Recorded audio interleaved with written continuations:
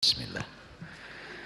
Assalamualaikum warahmatullahi wabarakatuh. Alhamdulillah alladzi arsala rasulahu bil huda wad dinil haqq liyudhhirahu 'alad dini kullihi wallahu karihal musyrikun. Asyhadu an la ilaha illallah wahdahu la syarikalah wa asyhadu anna Muhammadan abduhu wa rasuluh.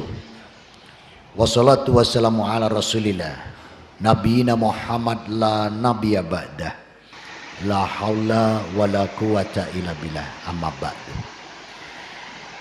Para alim, para ulama, para asadidah dan segenap jamaah kajian Ahad pagi Masjid Baitur Rahmah rahimakumullah. Alhamdulillah atas nikmat iman Islam, alhamdulillah atas nikmat ilmu, nikmat umur, nikmat kesehatan, dan nikmat waktu. Kita masih diberi kesempatan oleh Allah, masih bisa diberi waktu untuk beramal soleh, diberi waktu untuk beramalia ibadah. Salam dan salawat senantiasa tercurahkan pada junjungan kita Nabi Muhammad SAW beserta keluarga, para sahabat dan pengikutnya hingga akhir zaman. Bapak Ibu rahimakumullah, mungkin perlu sedikit kenalan ya. Boleh ta'aruf ya. Namanya dulu Christian, dulu ya. Sekarang bangun Samudra. Lahir di Surabaya, dibesarkan, dididik di keluarga Katolik. TK saya di TK Katolik Kristus Raja Surabaya. SD-nya SD Katolik Santo Yohanes Gabriel Surabaya. SMP-nya SMP Katolik Santo Stanislas Surabaya. SMA-nya SMA Katolik Santa Maria Surabaya. Kemudian sekolah pastor tingkat menengah Santo Vincentius. Sekolah tinggi pastor Katolik Santo Giovanni, Saint Peter's Vatikan Roma. Jadi kalau orang bilang, waduh ini Katolik tekek ini, tapi panjenengan tidak usah khawatir, saya sudah steril ya. Dan alhamdulillah saya belum pernah mengkristenkan orang. Kalau pernah, sekarang saya harus ke rumahnya, harus saya ketuk pintunya, tok tok tok, ngapunten, keliru, yang bener Islam gitu. Sampean balik lagi gitu ya. Tapi saya tidak perlu mengetuk pintu siapapun karena saya tidak pernah mengkristenkan siapapun. Alhamdulillah. Bahkan setelah saya masuk Islam, itu kakak saya yang barep, itu namanya Albertus. Alhamdulillah bisa saya Islamkan Albertus beserta istri dan anak-anaknya. Maka hari itu juga nama Albertus saya ganti Ahmad, tetap A. Mbak Yu saya Bernadette, bisa beserta suami dan anak-anaknya. Bernadette-nya ganti Bilkis, tetap B. Saya sendiri Christian CHR, saya ganti Haris Bangun Samudra. Dari kata Harisun yang menjaga, semoga saya mampu menjaga akidah sampai akhir hayat. Amin. Adik saya D, Dorothea, jadi Diba, habis. Jadi namanya anak, mantu, putu dari bapak ibu saya Islam semua. Alhamdulillah.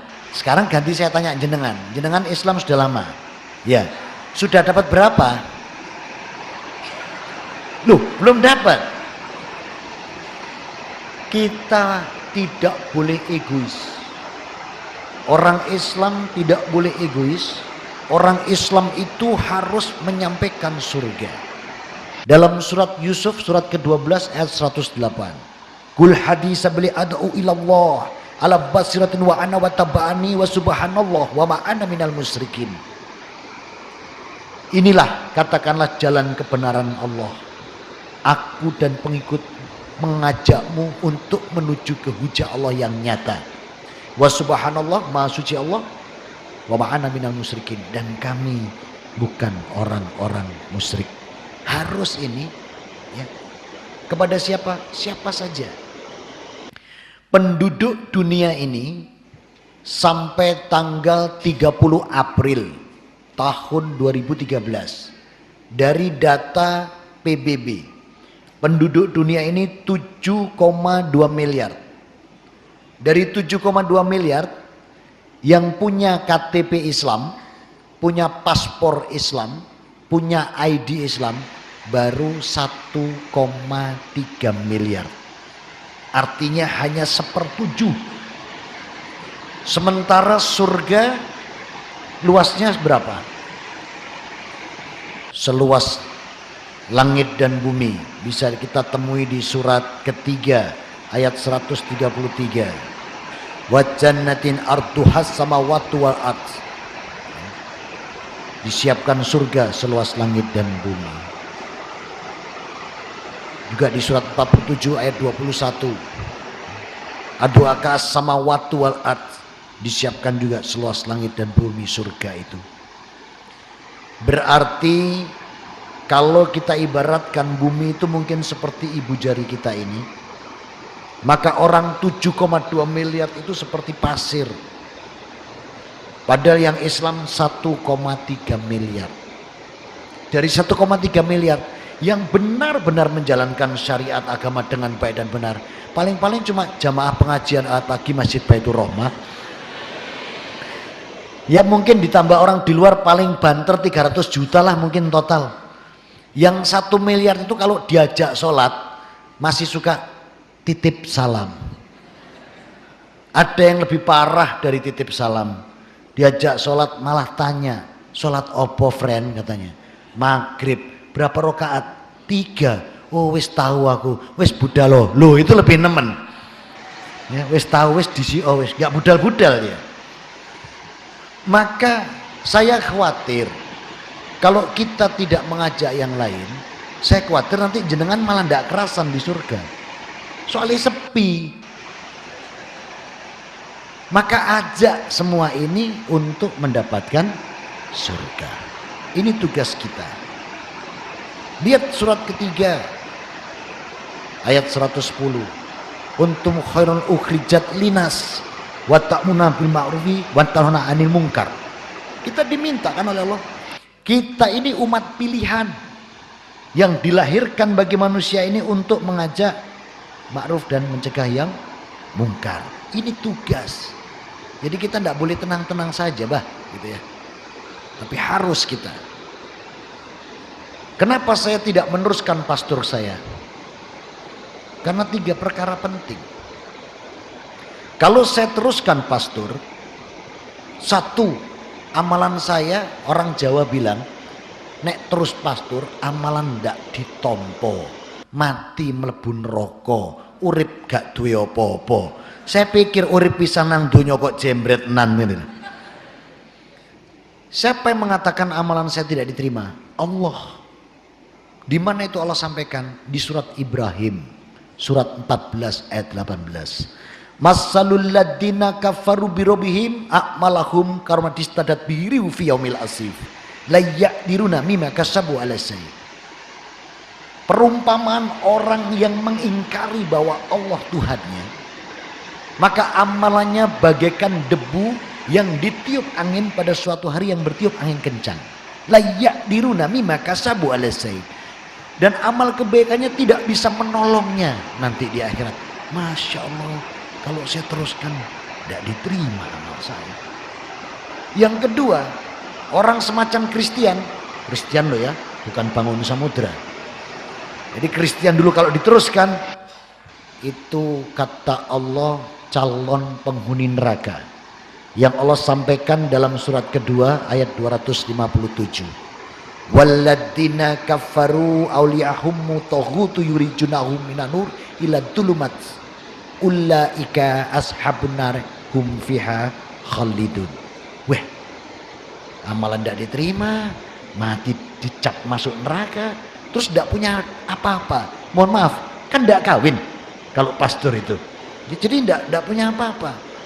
Maka ya saya keluar, tapi saya keluar bukan karena kawin. Sorry Joe. Karena buktinya ketika saya keluar pun juga saya lama ndak kawin-kawin, baru diingatkan teman-teman, wis gak urusan pas tuh mana rek dang kawin katanya. Dan kalau ingatkan pakai hadis lagi, an nikahu min sunati fala amal bi sunatin falaisa minni. Lu diingatkannya pakai hadis lagi, nikah itu sunahku, kalau tidak menikah tidak menjalankan sunahku bukan termasuk golonganku. Ya wis kawin aku. Nah, baru itu saya menikah. Alhamdulillah waktu itu saya menemukan seorang gadis, cuman ya mohon maaf waktu itu saya kasihan dengan dia, nggak tahu penjahitnya yang nggak punya bahan atau dia nggak punya uang. Itu wah jenengan ini masih kaya sekali nih, bajunya panjang-panjang. Waktu itu yang saya temukan segini bajunya, panjang roknya itu sepanjang baju takwa saya.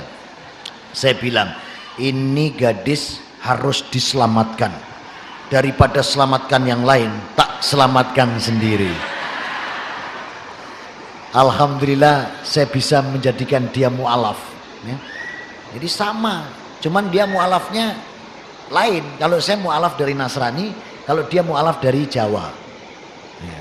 Jadi kalau hari Kamis atau hari tertentu itu masang apa ya, ada kopi, ada teh segala macam ya, pokoknya anak jajan lengkap lah. Saya bilang buat siapa? Dia bilang buat ibu. Loh, ibu tidak butuh seperti ini ya. Maka ketika kita mengingatkan kepada yang lain, itu Allah berfirman dalam surat 103 itu dengan tawassaw bil haq tawassaw bis sabr ya. Dan di surat 92 wat tawassaw bil marhamah, dengan kasih sayang, itu al-balad. Maka cara mengingatkan kita untuk mengajak yang lain tentang nikmatnya iman pun harus dengan tawassaw bil haq tawassaw bis sabr wat tawassaw bil marhamah. Sama dengan halnya mertua saya, kalau cepat-cepat gitu kalau kita beritahu nggak bisa, ini musyrik, ini salah, nggak bisa menerima mereka. Oh, ini nggak benar, ini syirik, nggak bisa. Maka harus dengan keteladanan. Jadi kalau mertua istri cepat dulu itu saya makan sendiri. Terus kalau habis itu, alhamdulillah Robil ngalamin, ngalamin apa? Hentek di dahar bae karo buyut-buyute, nah coba kan. Nampaknya ini membuat pembantu ndak enak kan? Dia mengatakan sanes bapak. Lah terus sopo sing nangan? Gitu. Dipun dahar mas bangun gitu, ditimbali kan. Ini mau sopo sing mangan? Dalam. Lah kok mbok pangan? Nggih mboten menapa. Iku nunggu mbae ngene. Apa jawab saya? Lho kok bapak pirsa nek kangge mbae? Oh iki kulinane. Lho wong kala wong mbah mangke kula. Lho terus nggih ngendika nek mboten mriki makane kula tedha. Sesuk cepak maneh tak makan lagi. Wah alhamdulillah Robil ngalamin, ya ngalamin apa kae. Wah didahar maneh karo buyut-buyute karo mbae. Pembantu lapor lagi, sanes. Sinten? Mas bangun. Timbali meneh. Ojo ngono kowe ini nggo mbae. Kalau kita bilang ndak bisa, tuntunan ndak seperti ini, wah ndak bisa diterima.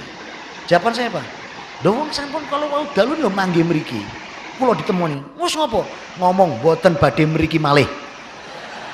Pun niku pesene buyut-buyut kula ditemui niku mboten mriki malih pun. Makanya niku kula tedha. Makanya semenjak itu kalau ada saya ndak berani masang, timbang dibadok mantune. Jadi memberikan contoh kita ini ndak bisa harus diseneni. Apalagi perintah Allah apa? Allah itu kalau memerintahkan antara menyembah Allah dan tidak memusyrikkan, itu senantiasa dibarengi dengan berbakti dan berlaku baik pada orang tua. Contoh surat 4 ayat 36. Wa'budullah wa la tusyriku bi syai'an wa bil walidaini ihsana. Di sini wa bil walidaini ihsana. Surat 17 Al-Isra sama. Wa qaddara rabbuka ala ta'budu illa iyyahu. Disambung lagi wa bil walidaini ihsana. Berapa banyak ayat Allah. Surat Al-An'am surat 16 ayat 151 sama la tusyriku bi. Disambung lagi dengan wabil walidaini ihsana, banyak sekali. Maka kita untuk mengingatkan generasi terdahulu tidak bisa dengan Oh ini ndak iso Pak, itu bakalin mlebu neraka, ndak ditampa, ndak bisa. Harus dengan keteladanan. Sama halnya bapak ibu saya. Ayah saya sekarang 83 tahun. Ibu saya 78. Kalau saya yang beritahu, Afan deh ya. Apa kalimatnya? Meneng. Kowe kuyuhku, ngerti apa? Ra iso apa-apa pancen yo meneng ae gitu. Makanya saya titip teman-teman yang lain untuk bapak ibu saya. Sebab kalau yang ngomong anaknya wis ndak iso. Ngopo? Wis dinopo ndak berani. Wong bilang saja ndak boleh. Itu surat Al-Isra ayat 24. Jangankan itu, walatan hanhuma, membentak pun pada mereka juga nggak boleh. Maka kita disuruh mengatakan apa? Qolan karim, suruh berkata dengan lembut dan kebaikan. Jadi kalau ngandani bapak ibu saya itu tidak bisa diseneni. Gini loh, melu aku toh, gini ndak. Akhirnya apa cara saya? Kalau ada kesempatan saya bisa diundang memberikan amanah, saya ajak, saya cerita. Ketika tema tertentu saya ajak beliau, biar tahu Islam itu seperti apa. Pulang ya bilang, ternyata yo Chris, Islamku ngono loh. Iya mah. Ya saat ini kapan mama pindah? Nek papamu pindah aku pindah. Alhamdulillah. Suatu saat saya konfrontasi. Pak, gimana Pak? Ya ngapunten ya, kan Katolik, ganti bapak ibu, punyanya papa mama. Ya. Pak, gimana? Kapan pindah? Saya itu kalau mamamu ya itu saya iya. Alhamdulillah. Suatu saat saya konfrontkan berdua, mama ngendiko begini, papa gimana? Apa jawabannya? Enggak, aku enggak ngomong gitu, aku udah ngomong. Wah kacau, gengsi ini luar biasa kedua-duanya ya. Pada anak-anak isak mantun entek kabeh loh padahal. Kalau hari Minggu itu, kalau saya pernah dapat amanah di Al Akbar Surabaya, itu ibu saya bilang, Chris, aku nunut. Saya tahu, karena mama gak neng masjid. Arep neng sebelah, neng ngarep neng gereja ngarepe. Saya bilang sama bapak ibu saya, papa mama tindak neng diwai, insya Allah tak derek ki. Neng satu saya ndak bisa derek nih. Ngopo? Nek tindak neng gereja. Lu kok ngono? Iya, kalau saya membiarkan papa mama saya antar ke gereja itu saya membiarkan papa mama terjerumus. Ini saya katakan betapa surga itu hanya satu, Allah yang menciptakan dan Allah yang punya. Maka saya sangat tidak setuju sekali orang mengatakan surga niku piyambak-piyambak Pak Bangun. Jenengan duwe dhewe wong Islam kula anu iki. Apa dhewe? Rumah sakit mbahmu apa saya mesti gitu? Ndak bisa. Surga cuma satu dan syarat masuk surga ada ketentuannya. Apa ketentuannya? Ya maaf, kalau tidak beriman tidak bisa. Dan Allah tegas dalam surat 9 At-Taubah ayat 111. Innallaha astara minal mu'minin anfusahum wa alahum bi analahumul jannah. Itu tegas. Allah hanya membeli diri orang Islam, jiwa dan harta orang Islam untuk diganti surga. Yang tidak beriman kok nyimut. Nah, ini Allah ini. Nah oleh karena itu, maka ketika saya waktu dahulu mohon maaf belajar Quran, itu kan berangkat dari suatu kesalahan. Afan ya, ini kulil haqqan walau kana murad. Saya belajar Islam punya tujuan untuk menyerang Islam. Dan saya buka Al-Quran salah lagi. Saya bukan buka Quran dari kanan ke kiri, tapi dari kiri ke kanan. Maka saya bertemu waktu itu dengan surat 112, 113, 114. Kata Rasul ini surat Al-Mu'awwidzat. Tapi kalau anak-anak muda sekarang bilang surat Trikul.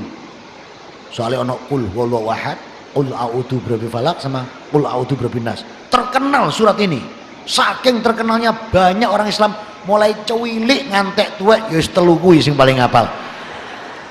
Oh tapi sanes ten mriki nggih beda. Ini maksudnya mboten beda banget ngoten lho nggih.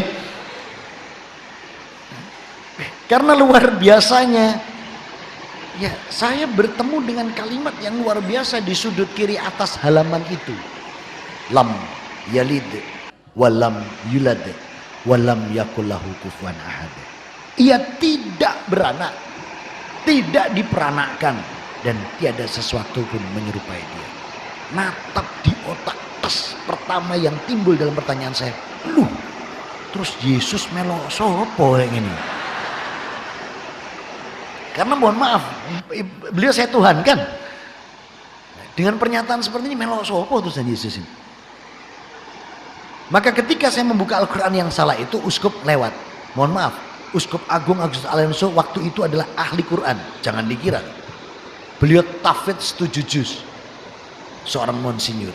Dia bilang ke saya, "Chris, you do the wrong way to open Quran. Should be right to left." Ngerti? Ya, mohon maaf. Kesuwen yang luar negeri, bahasa Inggrisnya rada lancar. Dia bilang, "Chris, buka Quran salah. Tapi kanan ke kiri." Maka saya buka Quran dari kanan ke kiri. Ketika saya membuka Al-Quran dari kanan ke kiri, apa yang terjadi di sana? Mohon maaf sekali lagi. Suratul Fatihah itu kan halaman 0. Karena halaman 0 saya lompati, tak pikir ndak penting. Sebab di kitab-kitab saya kalau yang namanya halaman 0 ini ndak pati penting. Saya langsung masuk halaman 1. Di sana ketemu dengan surat Al-Baqarah. Luar biasa lagi, ada kalimat yang tidak pernah saya temukan di kitab-kitab suci di dunia ini.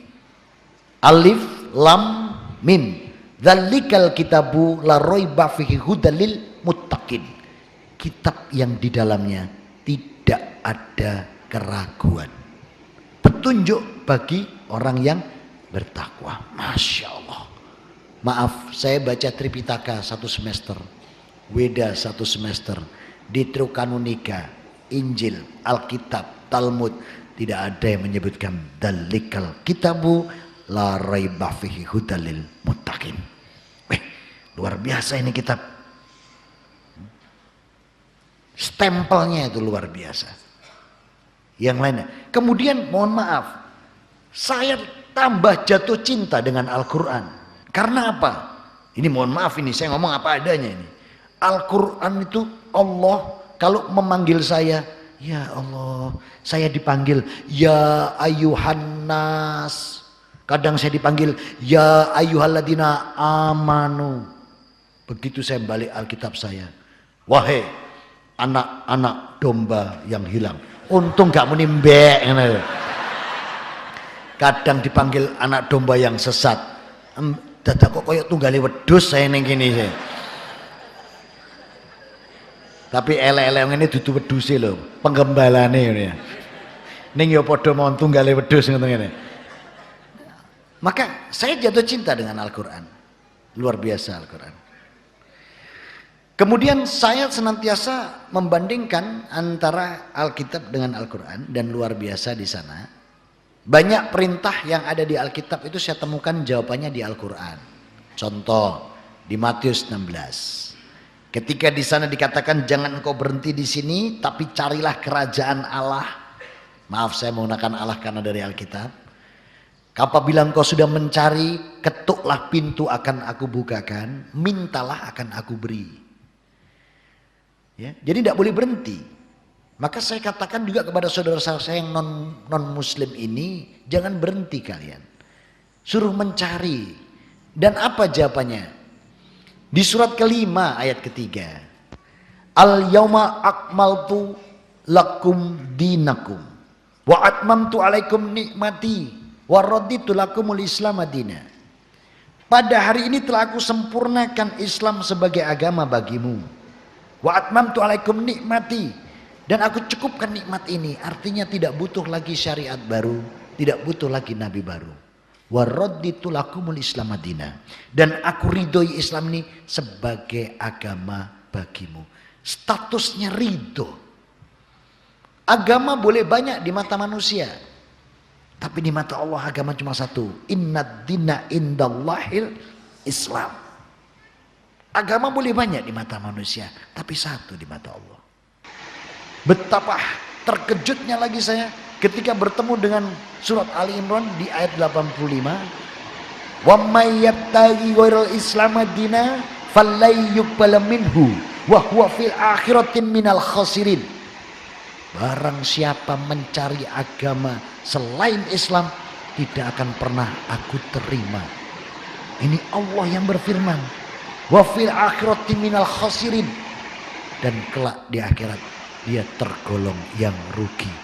Wurung wis gak pastur-pasturan yang ini iki. Yes. Masya Allah. Begitu indahnya iman Islam ini. Dan pintu rahmat di dalam iman ini sangat luar biasa. Contoh, mumpung sekarang kita berada di bulan haram. Ini bulan haram, namanya bulan Dzulhijjah. Kemarin juga bulan haram, namanya bulan Dzulqa'dah. Besok bulan haram lagi, namanya bulan Muharram. Ketemu bulan haram lagi nanti 2 bulan sebelum Ramadan, namanya bulan Rajab. Apa kata Allah di dalam bulan seperti ini? Dalam surat 9 atau ayat 36. Inna indatas suhuri indallahi isna asara syahrum fi kitabillahi. Yauma khalaqas samawati wal ardu minha arba'atum hurum dalikad dinul qayyim falatudlimuhu fihina anfusakum. Bulan ini Allah tetapkan 12 semenjak Allah ciptakan langit dan bumi.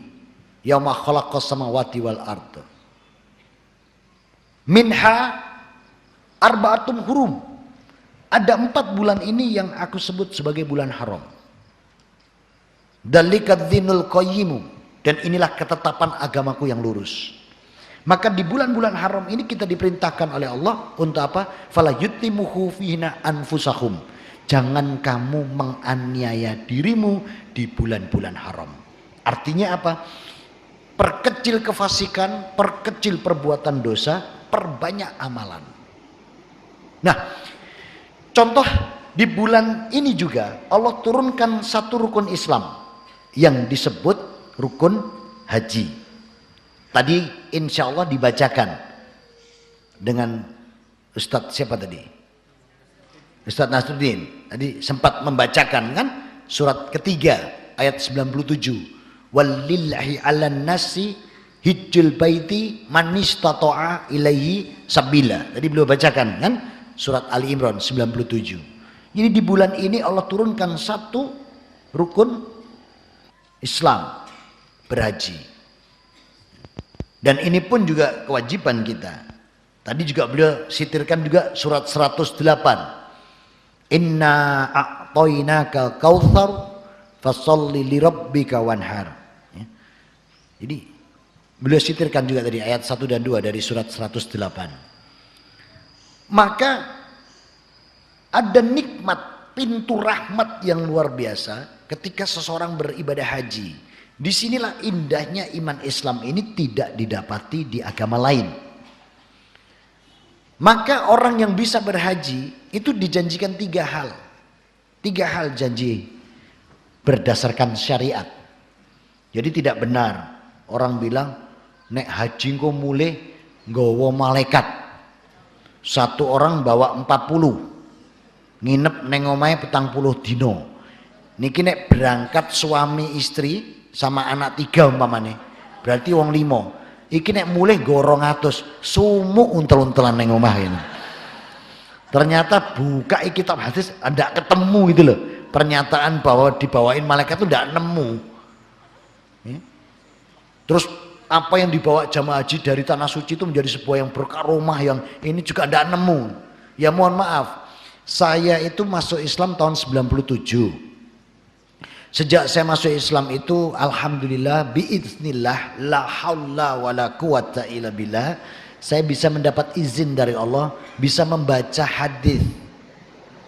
Dan yang sudah saya baca mulai bab 1 sampai akhir kalah sama jenengan tentunya yang Islamnya sudah lama. Saya baru bisa baca mulai tahun 97 sampai hari ini baru Bukhari, Muslim, Tirmidzi, An-Nasa'i, Ibnu Majah, Abu Daud, Ahmad, Ibnu Hibban, Baihaqi, Ibnu Huzaimah, Daraqutni, Ad-Darini, Tobrani, dan Hakim. Baru 14 kitab.